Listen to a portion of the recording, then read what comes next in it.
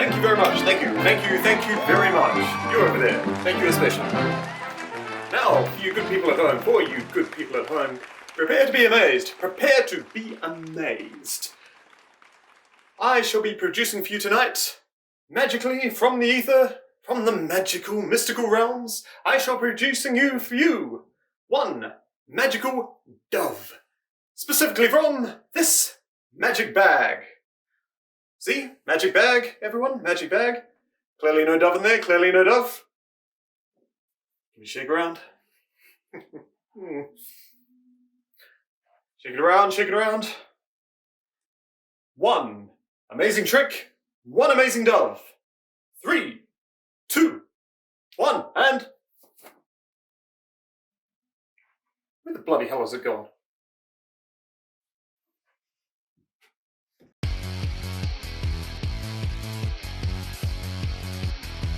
Cool, so today I am bringing you a deck that I'm sort of having a bit of a honeymoon period with at the moment, and that is Amazement. Not Amazement Trap Trick or Amazement Eldritch, it's one of the other variants I've seen, or even Eldritch Guru. No, this is pure Amazement.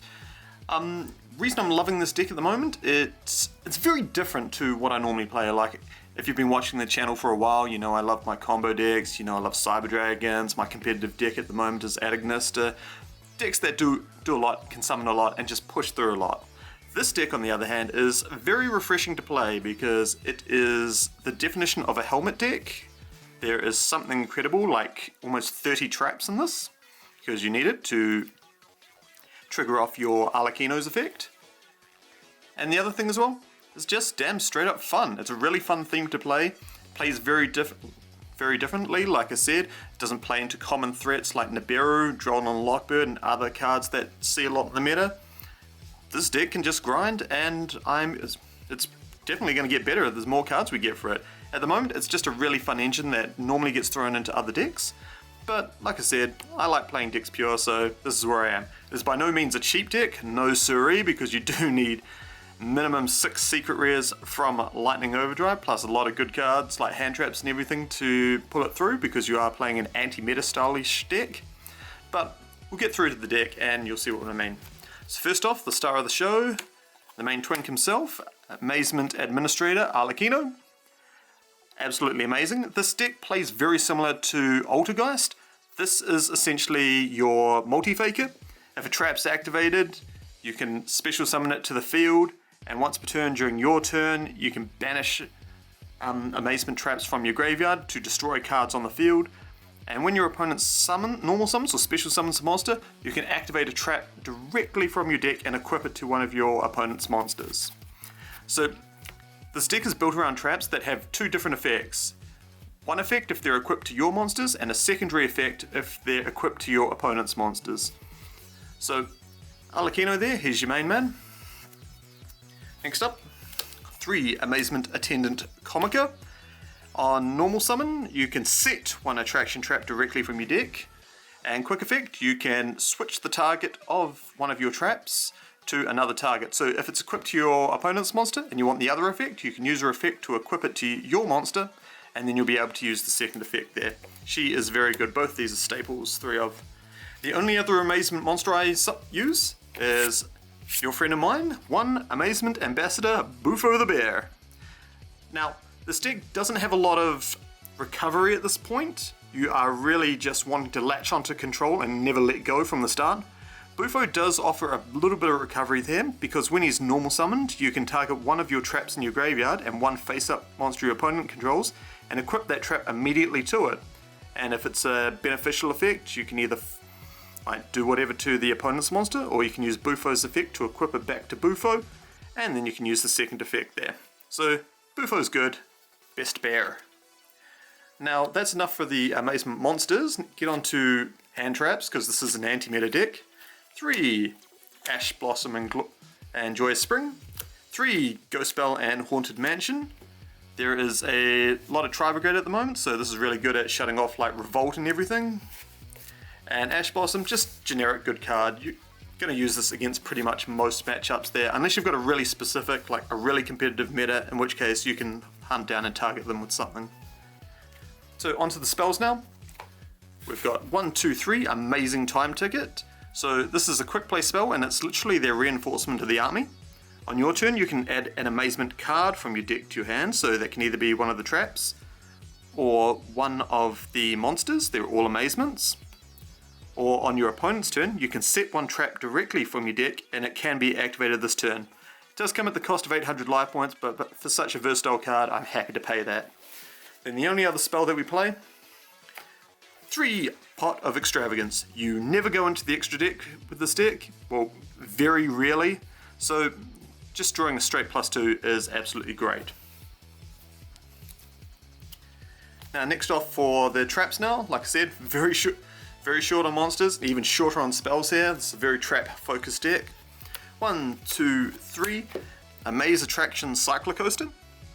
So on activation, equip it to either one of your monsters or one of your opponent's monsters there.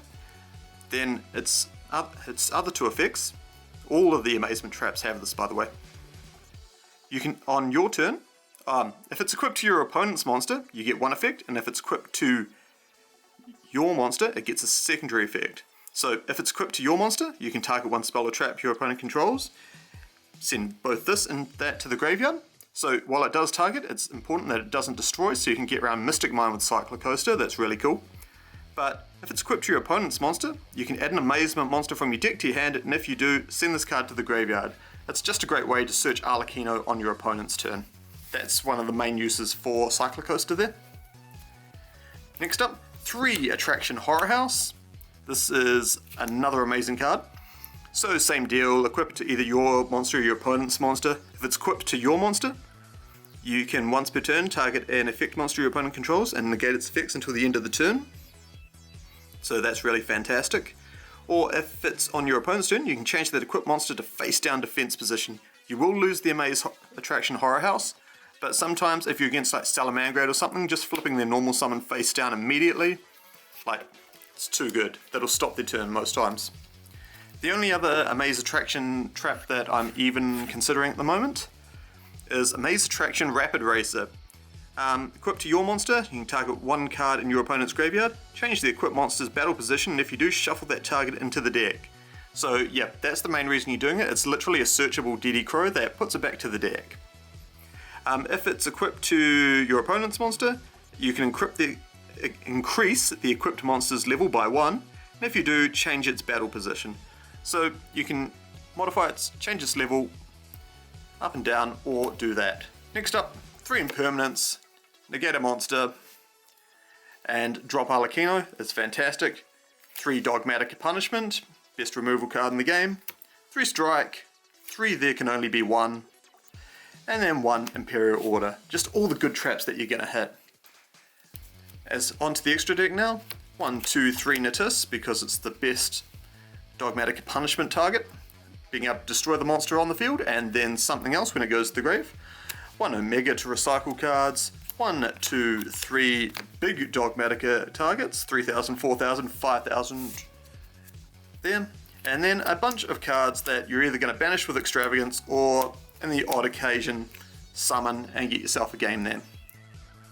Now that we've seen how the deck looks, let's see how it plays by jumping into a few opening moves. Let's check it out. So this deck's opening plays are normally pretty passive, and we've opened a pretty good hand. Extravagance, into Comica, set our Solar Coaster, set 5, and pass back to our turn.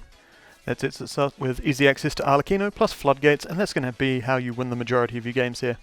Same deal again, opening Comica, sitting traps, this time we've already got the Solar Coaster, we search for the Arlecchino and pass it back.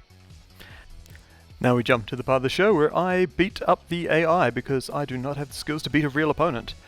Our opponent here is on Salamangreat, and luckily we were able to go first with access to Arlecchino here. Searching the Arlecchino off the coaster, doing it immediately, knowing that we can drop a 2/600 attack boss at any point. Get called by the grave on the bell, reviving the Spinny here. He does normal Salamangreat shenanigans here, goes for the field spell, goes for the Mirage Delio, which we're going to negate, and drop the Arlecchino here in response. Bang! There we go.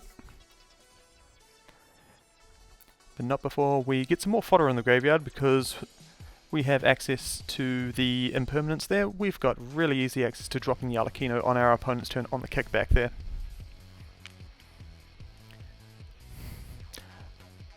Opponent passes, we impermanence, they foolishly solemn it, allows us to drop Arlecchino.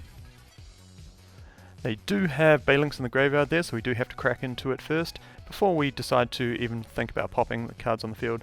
But now we're in full control of the match there, because anything he summons is just going to have a trap equipped to it via Arlecchino's effect, plus we've got graveyard manipulation with Rapid Racer there. Arlecchino equipping the Spook House there, flipping it down and stopping any sort of players that he hopes, and that's the end of the game when we draw the There Can Only Be One there. Bang, 2600, and it's just calculated at this time. You're really just waiting for the end. And there we go, just attacking with a 2600 attack. 2600 is huge. Going to game 2 now, game 2, and our opponent's starting off, and we're going to be going second. Luckily, Salamangreat doesn't put up too much an impressive board game 1, so we do have the opportunity to play through it, even if he does go unstopped. Again, called by the grave for our Ghost Spell. What the heck is going on? I believe the AI does playing an OCG list, hence the Max C in his hand, which against any other deck would be killer, but thankfully we've only got one special summon per turn, and that's just from our Arlecchino. Here comes the Max C going down. We Extravagance into... He's foolish enough to roar there, doesn't want us to drop 2 cards, but we've got the Arlecchino. Down he goes to... Ooh, and we set back row, and then we flip up the There Can Only Be One, and again that's going to be pretty much the end of the game for Salamangreat there. They have no way to play through this unless they get the Rage going. Or they're main decking like regular Spell and Trap Destruction, which they really should be. We go for Arlecchino's effect there. He does respond with Infinite Impermanence there, negating our Arlecchino, and that's also in the column that with There Can Only Be One. So he does have one turn to be able to get through, but luckily we have Strike for the Mirage Delio there. Dropping the Gazelle. But he's going to be able to not do anything, he's unable to get any more monsters on the field. He does have the Rage though, and does decide to take out the Arlecchino instead. That does put us on no monsters. Luckily our 1800 defense on our hand traps is bigger than anything he's going to be able to summon under There Can Only Be One. But thankfully, draw the Comica. He does have the Valor for the Comica, but that's fine. We can synchro into level 7, and this time we're going for Adignista Wind Pegasus. It's not something I had in the deck profile, but it's definitely something that you can run if you need to. Remember, it does have a grave effect as well. If they destroy any of your stuff, you can banish it to spin it. But now we're just going to be able to control the board here with Wind Pegasus here, popping off. There's one back row that he sets each turn, and just running over anything that he summons. Yep, Gazelle's not going to save you here. Normally a really good top deck, but again, he's under There Can Only Be One. We Punishment here. This is going to allow us to drop the Arlecchino. Bang, and with only 4,500 left, we are free to just attack through there. But anyway, guys, that's the Amazement deck. Hope you, if you do get a chance to try this, it's not performing that well on the big tournaments there, but it's definitely going to be a contender in the future. So look forward to more amazing things coming from this deck very soon. But thanks very much for watching, guys. Great to have you around. Catch you later. Ka kite.